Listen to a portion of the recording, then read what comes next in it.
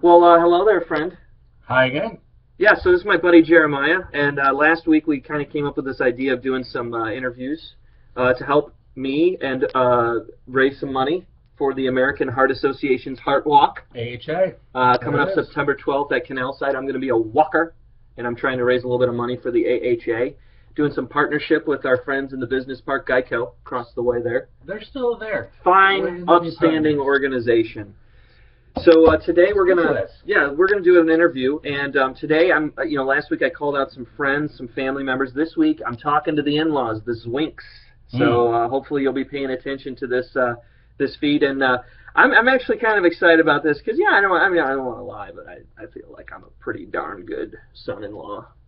I mean, I don't know, but so we're going to talk about the top 5 things that my in-laws love about Ryan, and I'm looking forward to. I know you've been talking with them. I'm looking forward to hearing what they had to say. It's going to be fun. So, like usual, I like to reach out to, whoever we're talking to and find out a little bit about what they're thinking on our topic. And then I use that to create our interview. So, when I called your father-in-law, obviously we've never talked before. Gramps is a he's a saint. Yeah, so it was a really good conversation. Yeah. So we were talking about, the things he might like about you. And I said, let's just start with how you got to know Ryan, right? And so it's a great story.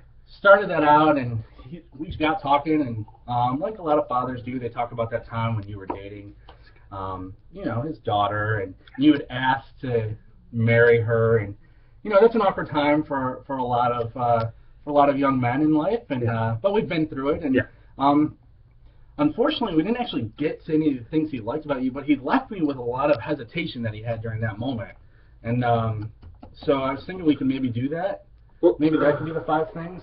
Okay, so to be honest, I'm coming into this thinking I'm going to hear awesome stuff, and now you're going to tell me what his original concerns were. Yeah, because we didn't get to anything awesome. Well, not 5 at least, but we need at least 5 for this to work well. Okay. And there were some hesitations that he had, so I thought we could maybe talk through them. It'd be good. Well, I'm not going to guess them because I don't know. Yeah. So just hit me and let me respond. Well, I mean, we'll start pretty easy here. In general, there was just some concern about your appearance. I know you're 24. That's an awkward stage for some folks, but maybe we could just talk about that. Do you remember what you were wearing or looking like? Or I've always been told that I'm a fairly handsome young man. My father tells me all the time that I have a face for radio. I mean, what's wrong with that? Well, that's not actually a compliment. What? It would be like a voice, like a radio voice would sound really good. Okay. Or maybe you would look good on TV. That might have to do more with appearance. Well, I'm going to have to place a call to my father after this interview. Did not see that as an insult, Dad. Yeah. Well, I mean, we could work on that. That's fixable. I have to take that off my resume.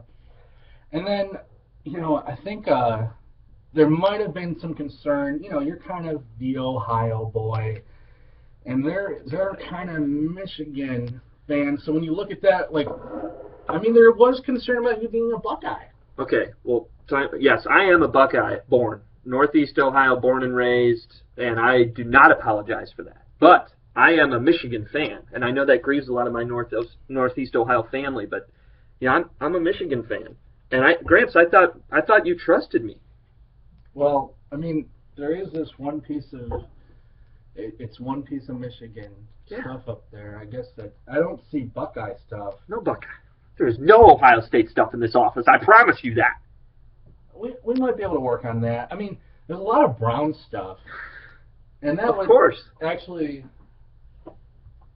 generally you tend to find things to be invested in that are love the Browns. Not great things. It's mostly just some losing things. I mean, that was his exact words. I wrote them down here. Was just you have a proclivity to failure. Okay, that's below the belt. That's concerning. I mean, to any father. Low blow, Gramps. Okay, so, hey, man, I'm a diehard Browns fan. And I am with them. And in fact, through thick and thin, I would think that you would admire that about me, especially as I made the commitment to Aaron almost 14 years ago. Thick and thin.